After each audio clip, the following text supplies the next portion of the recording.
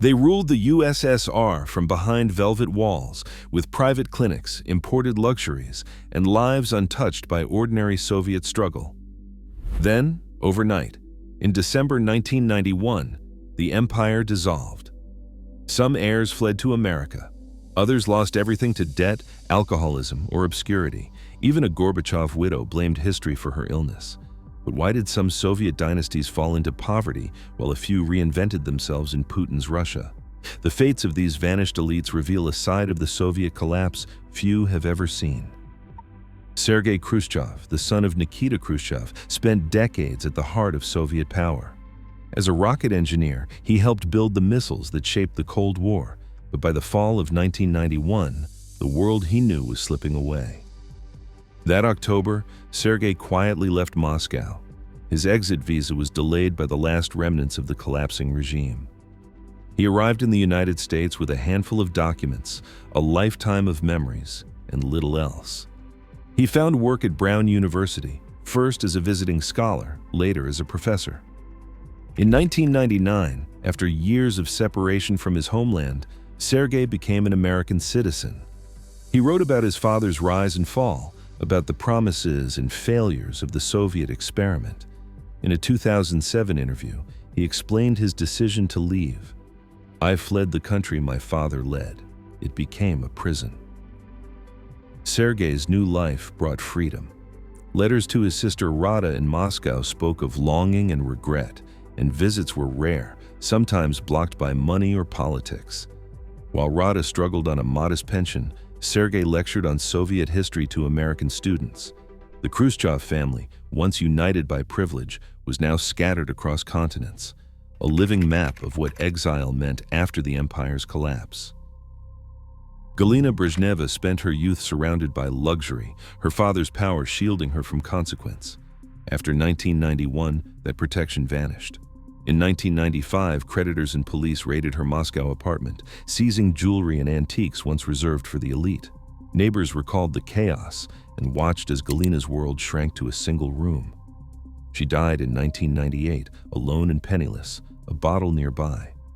"The princess died like a pauper," said one neighbor, her words echoing through empty hallways once filled with laughter. Igor Andropov, the son of former KGB chief Yuri Andropov, took a different path. As the Soviet system unraveled, Igor left diplomacy behind and set up as a business consultant in Moscow.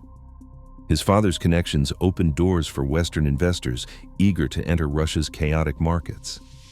By the early 2000s, Igor was known for his networked influence, not for any official title. Accusations swirled about the ease with which he navigated the new economy, but no charges ever stuck.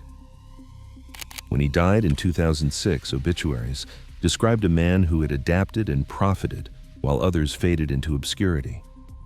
For Vladimir Chernenko, anonymity became a fact of life. The son of Konstantin Chernenko, he worked as an engineer and lived on an ordinary pension. In a 1998 interview, he summed up his family's fate. "We were forgotten. The name meant nothing anymore." No headlines, no scandals, just the quiet erosion of status as history moved on without them. Mikhail Gorbachev's family became a symbol of the Soviet Union's complicated legacy. Raisa Gorbacheva, once praised and criticized in equal measure for her style and visibility, died of leukemia in 1999. News coverage at the time lingered on her final months and the sense of isolation that surrounded the family. Mikhail Gorbachev, who had led the Soviet Union through its final years, blamed the stress of the country's collapse for her illness. Their daughter Irina continued her work in medicine and supported the Gorbachev Foundation, while their granddaughter Anastasia embraced a cosmopolitan life, splitting her time between Moscow and London. When Mikhail Gorbachev died in 2022, the public response was sharply divided. The funeral, broadcast on state television, was stripped of the grandeur once reserved for Soviet leaders. There were no military bands, no long lines of officials. A handful of dignitaries paid respects, but many Russians stayed away. Outside the funeral hall, a pensioner summed up the mood. "He destroyed an empire. His family lives in luxury. We live in poverty." For the Gorbachevs, visibility brought both attention and resentment. Their name opened doors in the new Russia, but it also carried the weight of blame for a vanished world. In the years after the collapse, the family's fortune stood in stark contrast to the millions who lost their savings and security. The public memory of the last Soviet leader remains unsettled, admired abroad and resented at home, his family caught in the glare of history's judgment. Inflation in Russia wiped out the old rules overnight. In 1991, the widows of Politburo members received pensions of 2,000 to 5,000 rubles a month, enough to afford imported food, private doctors, and a sense of security. By the end of 1992, hyperinflation had soared past 2,500%. What once paid for luxury now bought little more than a loaf of bread. By 1993, those same pensions were worth just $10 to $20 a month. The numbers were printed on slips of paper, but the value vanished before it reached the market.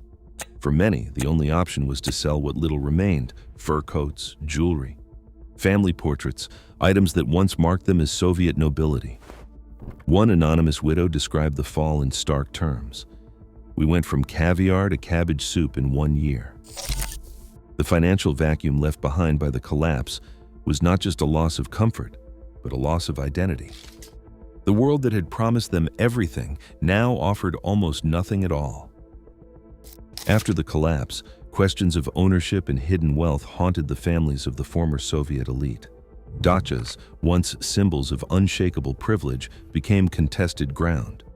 Most of these country estates had been built with party funds and registered as state property. In the early 1990s, government decrees stripped families of legal claims, and many were forced to leave. Some dachas reverted to state control, while a handful were privatized through ambiguous channels. The Brezhnev family lost access to their favored compounds. One former residence was later repurposed for official use, but no public records confirm conversion into a museum. Gorbachev's dacha, retained for a time, was eventually sold to support his foundation's work, though the details remain private.